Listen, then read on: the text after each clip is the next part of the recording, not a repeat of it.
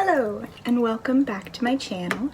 My name is Aaliyah and today I'm going to be giving 10 book recommendations, although the recommendations are based on songs that you all recommended to me. But I did make a Spotify playlist of all 10 songs that you can listen to. It's also in a row, so as I speak about them, that's the order they appear in on the playlist. So everything will be linked below.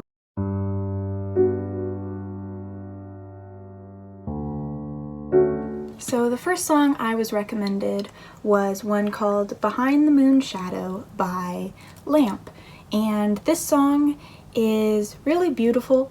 It's quiet, it's calming, and there's like two voices that sing the song, and so I was automatically kind of thinking of relationships. And when I looked up the translation of the lyrics, it's basically a love by the sea, and I had an immediate thought that went out to Summer of Salt by Katrina Leno. This book is very magical and quiet, and it's super sweet. And there is a content warning for sexual assault that I would be wary of going into it because it's not really advertised very much, but it is very much so present. The next song that I was given was one called 1990 Was a Long Year and Now We Are All Out of Hot Water. And this song is, I believe, by Jordan Mason, although there were several names under the song. This song gave me kind of folkish, queer vibes. It was relatively sad. It's kind of just troubles with life and not really knowing what to do or just having your life together in general. And that reminded me of my current read, which is Notes of a Crocodile by miaojin. And this book is really great so far. I would recommend it to everybody, but it is very queer. It's sad, but also chaotic and kind of witty and satirical and funny. So I don't know. It's a mixed bag, but it definitely gave me similar vibes to the song. The next song we have is Boys Don't Cry by The Cure, and this gave me identity crisis. It gave me coming of age story, and it is saddish if you listen to lyrics, but it's also kind of pumped up tone-wise. But I thought of Masha by Agnes Borinsky. This is a coming of age novel. I think a lot of people will relate to it, which is the transgender representation and just the whole ideas behind gender and gender identity that are explored. And I don't know, crying, boys don't cry, I don't know. It just clicked for me. The next song is Freaks by Surf Curse, and this is a song that is the epitome of a coming of age story. Repeating this idea that you're a freak and you don't fit in and you don't belong over and over and over again. And it also kind of gave me friend group and just growing up together. And I couldn't help but think of The Witch King by Edgmon. This is a book I read rather recently. I really enjoyed it, would recommend it. It is fantasy, but it's urban fantasy, which I prefer because it's kind of closer to contemporary fiction, which is my favorite genre, I would say. This book follows Wyatt, and he repeatedly kind of sees himself as someone who doesn't fit into this fairy world that is explored in this book, and he also calls himself a monster a lot. And I don't know, I kind of hooked that up with freak, and I don't know, friend group, found family, loved it, fit the song pretty well. The next book I have for you is recommended on the basis of the song Big Mouth Strikes Again by the Smiths. And while I was listening to this, it was interesting because it's kind of an unassuming song. It repeats words like sweetness a lot in the lyric. But when I was looking deeper into the actual words and meaning behind everything, it's very violent, and it talks about like bashing heads in, and it's very violent, but not on initial look. And I think of The Only Good Indians by Stephen Graham Jones. And this is a horror book. It is marketed as such as well. So it's not that unassuming, but I just felt it related a lot to the violence and the just goriness that the song was suggesting, especially like bashing in heads. There's definitely some of that in this. Next, we have Moon Song by Phoebe Bridgers.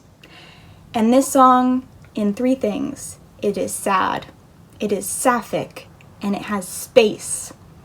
And I mean, The Way to the Stars by Ancrum, my beloved. I talk about this all the time. I talk about Ancrum all the time. But this one was asking for it, okay? This is the song for this book. Next, we have The Dog Days Are Over by Florence and the Machine. This is a song that I felt was kind of celebratory. There's a big theme of running from kind of your worries and your troubles and trying to find, you know, happiness and freedom. And that reminded me a lot of Eve Brown, or specifically Act Your Age, Eve Brown by my love, Talia Hibbert. I love all of his books, and I would highly, highly recommend them. But this story is similar to that. You know, Eve Brown is running from a lot of her problems, and it just gave me kind of that freedom feeling that the song did. Next, we probably have the saddest song that I was recommended, and that is Learning to Hate You as a Self-Defense Mechanism by Flat Sound. And when I was listening to this song, I definitely knew the exact book that I would use. And it's very sad, it's very low tempo. The lyrics are just talking about how things got dark really fast in a toxic relationship. And, well, These Violent Delights by Micah, Nemerever is a perfect connection, a perfect parallel to that. It feels like a heartache reading this book. It feels like a heart breaking. If that could be tangible, it would be this book. The second to last song that I was recommended was Girls in the Hood by Megan Thee Stallion, and it's an iconic song. It's all about just badass women and girls who don't take any shit, and it's also just about not wanting to be told what to do and who you are. And I immediately thought of Chiamaka from Ace of Spades, which is a fantastic novel written by Faridah Àbíké-Íyímídé.